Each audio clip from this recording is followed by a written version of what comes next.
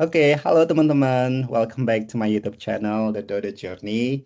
Nah, di video kali ini aku akan nge-interview salah satu temanku dari Jambi juga yang kebetulan lagi melakukan kerja di luar negeri. Jadi di sini udah ada Imron. Hai Imron, Hai, selamat gimana nih kabarnya? malam.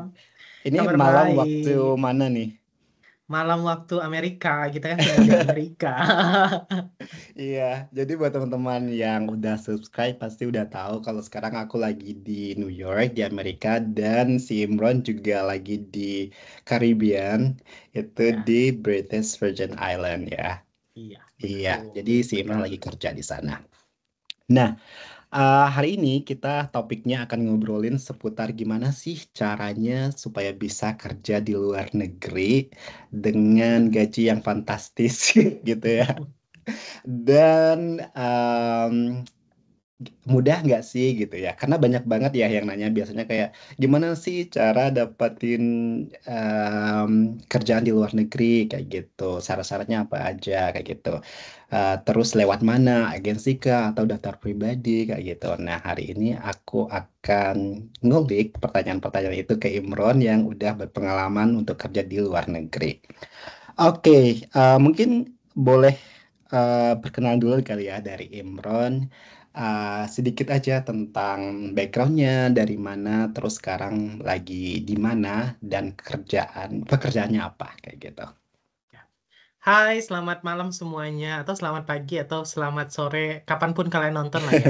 Jadi nama saya Imron Zulfikar, saya aslinya dari Jambi. Hmm, Sekarang saya tinggal di Karibia, di kadang-kadang orang nggak tahu Karibia di mana gitu ya. hmm, Jadi Karibia itu masih di benua Amerika juga. Dia di Amerika Tengah hitungannya gitu ya. hmm, Jadi sekarang saya tinggal di negara namanya British Virgin Island dan saya bekerja di sini di private island. Jadi di pulau pribadi. Saya kerja hmm, sama orang. Jadi saya kerja di rumah orang lah modelnya begitu. Jadi saya bekerjanya sebagai instruktur pribadi. Kalau hmm. title-nya sih kita bilangnya head head wellness dan fitness gitu. Oke, menarik banget ya. Jadi kita akan ngulik seputar gimana sih Imron bisa sampai ke pekerjaannya yang sekarang kayak gitu. Tapi kita akan balik lagi ke belakang sedikit gitu ya. Ya. Ah, Palingan aku penasaran sih, gimana sih awalnya si Imron bisa uh, dapat kerja di luar negeri, terus apakah memang pekerjaannya di bidang yang sama pas awal-awal atau ada perbedaan dari yang sekarang? Mm-mm. Jadi sebenarnya keinginanku untuk tinggal di luar negeri itu udah dari aku kecil, udah dari aku SD. Hmm, Bahkan dari sebelum aku SD itu aku udah bercita-cita pengen tinggal di luar negeri. Tidak tahu mau gimana pun caranya, mau kerja hmm, kah, atau mau internship kah, mau kuliah kah. Jadi aku tuh udah punya keinginan untuk tinggal di luar negeri itu dari kecil. Jadi, dan itu konsisten. Kalau kebanyakan anak-anak kan cita-citanya berubah-berubah gitu ya. hmm, Kalau aku tuh cita-citanya tetap dari dari awal aku kecil dulu tuh cita-citaku tuh tetap aku pokoknya mau tinggal di luar negeri. Udah, itu aja cita-citaku. Sampai hmm, akhirnya aku SMA. Aku SMA ada keja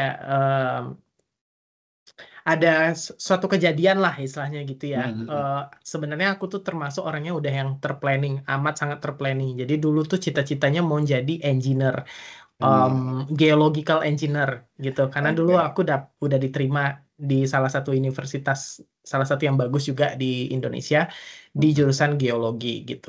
hmm, Udah kepikiran nih nanti aku dari geologi aku magangnya nanti aku ke Petronas, nanti aku selesai kuliah, aku mau zaman itu ya pada saat itu tuh industri gas tuh sedang booming-boomingnya. Kalau sekarang kan hmm. udah mulai turun ya. Itu Ya. aku udah cita-cita pokoknya aku tamat kuliah aku mau kerja di Kuwait deh atau aku mau kerja di Qatar di perusahaan minyak Hmm, gitu. hmm, Pokoknya gitu cita-citanya. Tapi ya jalan takdir Tuhan kan berbeda gitu ya. hmm, Akhirnya aku kecemplung lah di dunia hospitality. hmm, Aku kerja di hotel di Indonesia, aku kerja di hotel. Ke, Dari situ aku udah mulai apply ke luar negeri. Cuman pada saat itu zaman zaman itu ya sumber informasi itu tidak seperti sekarang. Jadi Mhm. YouTube baru-baru ada pada saat itu gitu ya. Dan tidak banyak konten kreator yang bikin seperti kita sekarang ini gitu. Mhm. Akhirnya aku susah dapat kerja pada saat itu. Dan ada agen-agen penyalur gitu di Jawa-Jawa gitu, banyak agen penyalur. Aku sempat Mhm. tanya sama mereka, telepon zaman dulu ya, telepon. Ya. Oh ya, kita bisa nih menyalurkan kerja ke Arab Saudi atau kemana. Tapi bayar pada saat itu tuh mereka mintanya 20 juta gitu-gitu ya. Mhm. Itu kan aku Mhm. masih awal-awal kerja kan. Akhirnya Mhm. eh, aku stop dulu gitu. Sambil melihat opportunity-nya kemana nih. Sempet Mhm. waktu itu aku ngelamar jadi pramugara 3 kali. Oke. Ngelamar jadi pramugara. Ah. Niatnya jadi pramugara itu adalah supaya aku bisa ke luar negeri. Mhm. Balik lagi supaya aku bisa ke luar negeri. Dan dengan sombongnya aku tuh daftar Garuda Indonesia. Waktu itu kan Oke. aku di Padang. Aku Ah, di ah. Padang ya. Aku daftar Garuda Indonesia itu kalau seleksi pramugara dan pramugarinya itu dibagi menjadi dua, Hmm. yang domestik sama yang internasional. Yang Oke. internasional itu kualifikasinya lebih tinggi. Aku Mhm. daftarnya yang internasional dong, gitu. Oke. Biar aku kalau sekali terbang langsung terbangnya kemana gitu, yang rute Ah, ah, ah. internasional gitu kan. Nggak mau Benar. kalau terbangnya ke sesama Indonesia gitu-gitu. Nggak lulus, 2 kali nggak lulus. Nggak lulus Hmm. deh 2 kali. Habis itu 3 kali, 3 kali berikutnya aku ikut ya Sriwijaya. Itu aku udah Hmm. turunin gradeku, ya udahlah yang Iya. nasional dulu aja gitu.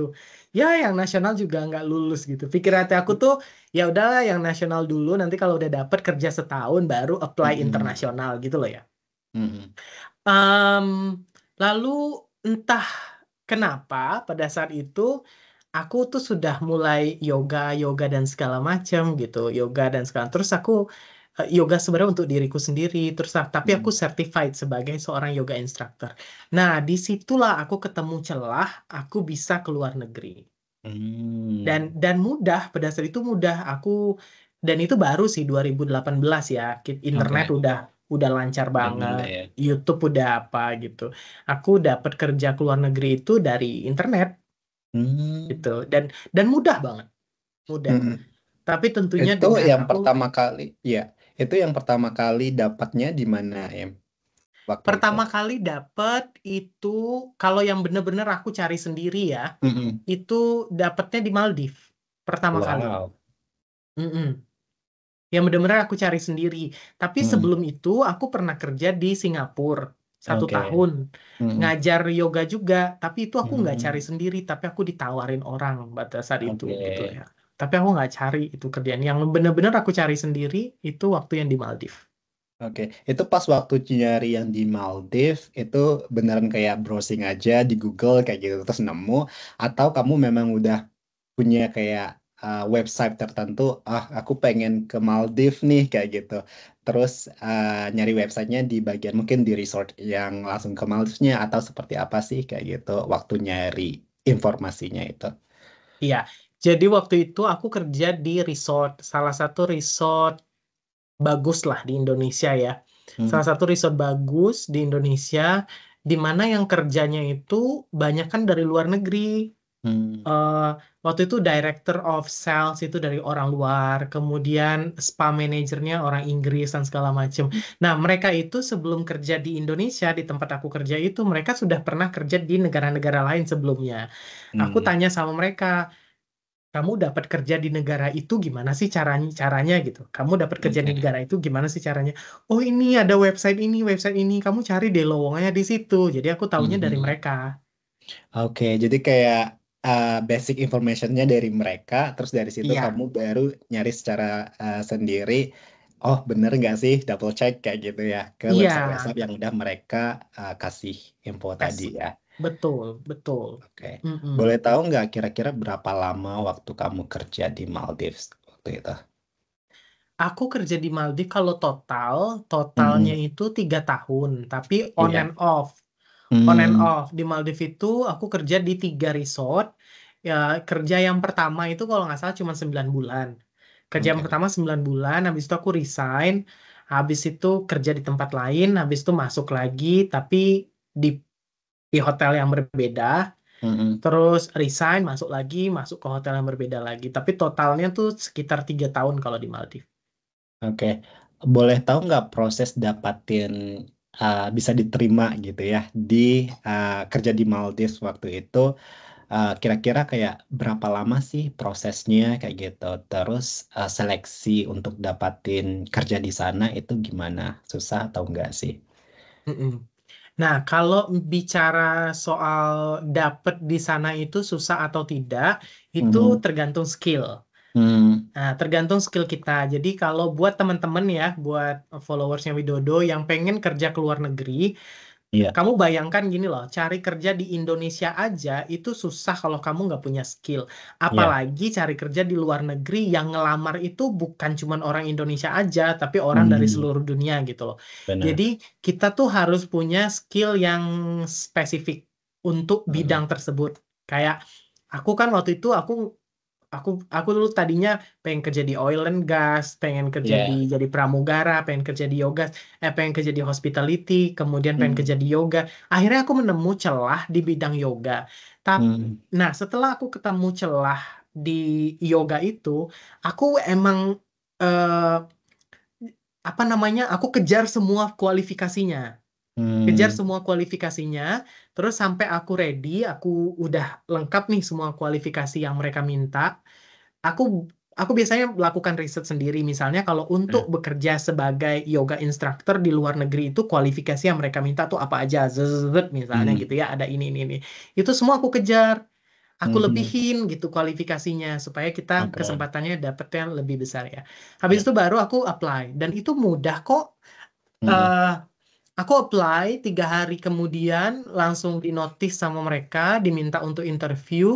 hmm, Interviewnya cuma 1 kali, habis itu hmm, langsung diterima, terus langsung dikirim kontrak. 2 minggu kemudian langsung berangkat.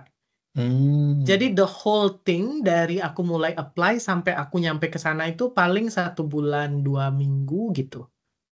Lebih lumayan cepat ya untuk proses Cepet. lamaran Cepet banget. kerjaannya kayak gitu. Itu juga sebenarnya mereka mau aku masuknya cepet.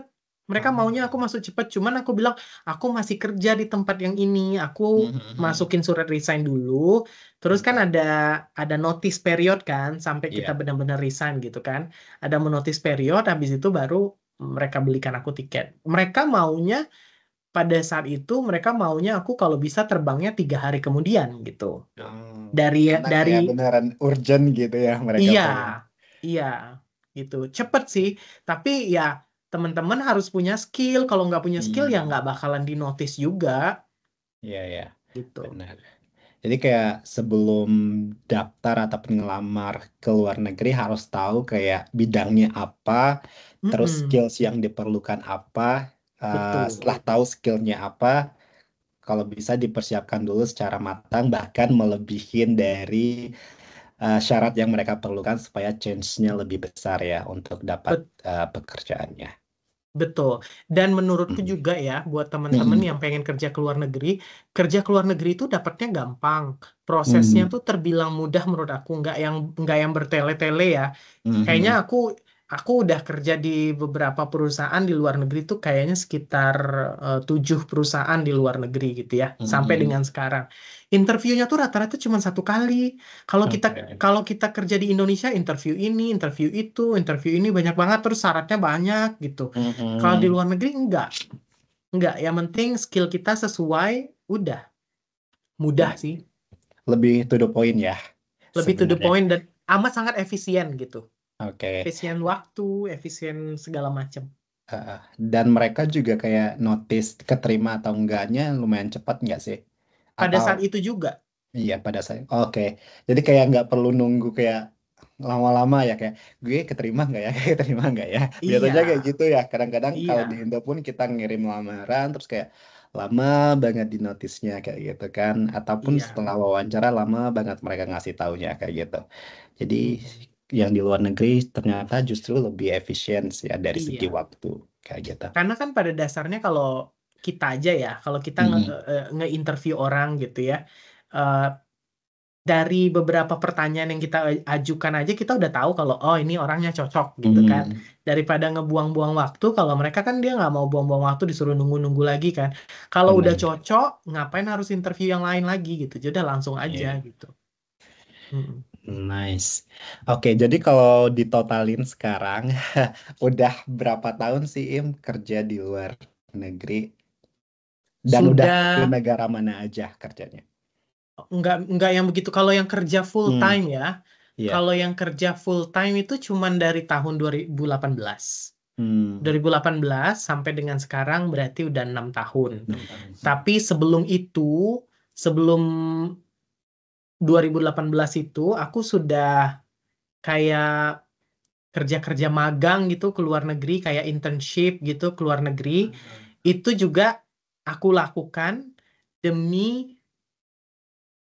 meningkatkan apa Ini namanya? resumenya ya, Meningkatkan pengalaman. resume. Hmm, Iya, jadi aku kan udah tahu nih aku bakal kerjanya di bidang yoga karena aku ngelihat sebelumnya kan aku udah mencoba di berbagai bidang kok kayaknya tuh nggak ada titik terang gitu ya. hmm, Akhirnya aku ngelihat di bidang yoga nih ada titik terang ya. Aku investasi dengan ya. belajar, dengan ikut sertifikasi dan segala macem. Terus Hmm, aku pergi ke India, aku ngajar di India. Jadi aku bisa masukin di CV ku, aku pernah ngajar di India gitu, walaupun cuma 1 bulan. Terus hmm, aku pergi ke Thailand, awalnya cuma jalan-jalan, terus aku lihat hmm, ada studio yoga yang cari volunteer guru yoga gitu kan. hmm, Akhirnya hmm, aku extend jalan-jalannya. Jadi aku ngajar di situ, ngajar di Thailand, supaya di CV ku tuh aku sudah punya pengalaman ngajar em, ekspatriat gitu. Maksudnya ngajar hmm. bule, istilahnya Iya, gitu ya. ya. Mm. Sudah Oke. punya pengalaman internasional lah, walaupun cuman Internship internship atau gitu. ataupun relawan gitu ya. Mm-mm. Oke, menarik banget. Dari berarti udah berapa tahun? 6 tahun Enam. kayak gitu. Mm-mm. Um, apa sih suka dukanya Im sekarang kerja di luar negeri kayak gitu? Pasti kan ya yang namanya kerja tuh pasti ada yang plusnya, pasti ada juga yang minusnya gitu ya. Apalagi kerjanya dengan orang-orang yang beda background kayak gitu, beda budaya kayak gitu. Pasti cara kerjanya juga beda kayak gitu. Mm-mm. Iya. Sejauh ini gimana? Kalau duka ya kali dulu kita mulai dari duka aja kali ya. Yang Oke. paling terasa itu waktu aku tinggal di sini karena kan kalau di Hmm, sebelum-sebelumnya kan aku masih di seputaran Asia. iya. Jadi makanan masih kita terima, maksudnya masih sesuai gitu ya. Kemudian adab dan perilakunya juga kurang lebih sama gitu-gitulah ya. Cara kita banyak hal lah, kulturnya juga masih sama gitu. Yang aku berasa sekali itu sejak aku pindah ke sini karena beda benua dan benar-benar Mm-mm. opposite gitu dari tempat kita berada ya. Iya. Yang dukanya itu yang pertama ya mungkin karena kita jauh ya, jauh dari Hmm. Indonesia. Dan kalau misalnya di tempatku sebelumnya walaupun jauh dari Indonesia, kita masih bisa makan makanan yang sama gitu. Walaupun Indonesia. misalnya makanan India atau makanan Thailand itu kan masih mirip-mirip gitu ya. Iya. Kalau di sini nggak ada sama sekali, jadi Hmm. em, yang orang bilang homesick gitu ya, itu Iya. berasa sekali karena bukan bukan kangen rumahnya aja, tapi kangen suasana, kangen makanan, itu terasa Hmm, banget, hmm, hmm. terasa. Kemudian bukan hanya di sini, kalau misalnya kalian kerja di luar negeri, dimanapun kalian harus Iya. punya mentality yang benar-benar harus kuat. Hmm, Benar-benar hmm. harus kuat. Kalau kalian kerja di Indonesia, sikut kiri, sikut kanan aja kalian udah stres, di Iya. luar negeri itu lebih parah daripada itu. Karena Hmm. kamu sikut-sikutan sama orang India, kamu sikut-sikutan sama orang Filipina, kamu sikut-sikutan sama orang misalnya orang Jamaika dan segala Hmm. macem gitu loh. Dan karakternya mereka tuh beda-beda gitu. Dan Iya, iya. harus punya mentality yang benar-benar kuat. Kalau baper-baper nggak bisa, benar-benar nggak bisa gitu. Hmm, hmm. Terus yang aku rasain lagi ya, yang dukanya ya itu nggak ada temen gitu. Susah ya. Di Hmm, hmm. sini terutama ya, di sini terutama. Kalau di tempat-tempat sebelumnya, karena masih Hmm, hmm. Asia, kita kan masih suka Iya. kumpul-kumpul, masak-masak dan segala macem. Hmm, Kalau di hmm. sini enggak. Kalau kita pulang, ya udah. kita pulang gitu, nggak kenal sama siapa. Hmm. Aku punya tetangga udah 2,5 tahun, hampir 3 tahun nggak kenal namanya siapa dan nggak tahu sama sekali. Jadi Hmm. kalau misalnya terjadi apa-apa ya kamu ngurusin diri kamu sendiri gitu. Oke. Nggak ada nggak ada social life. Dan teman kerja kalau di Hmm. sini kerja aja, habis itu pulang kerja udah kita bukan siapa-siapa. Jadi kayak beneran professional life doang ya, kayak Iya, gitu. kalau kita di Relationship. Indonesia kan kita kerja nanti pulang kita hangout nih, kita Iya, nongkrong di nonton mana atau bareng makan gitu. bareng atau Hmm. main futsal bareng atau segala macam. Kalau di sini nggak kerja kerja udah kerja udah gitu.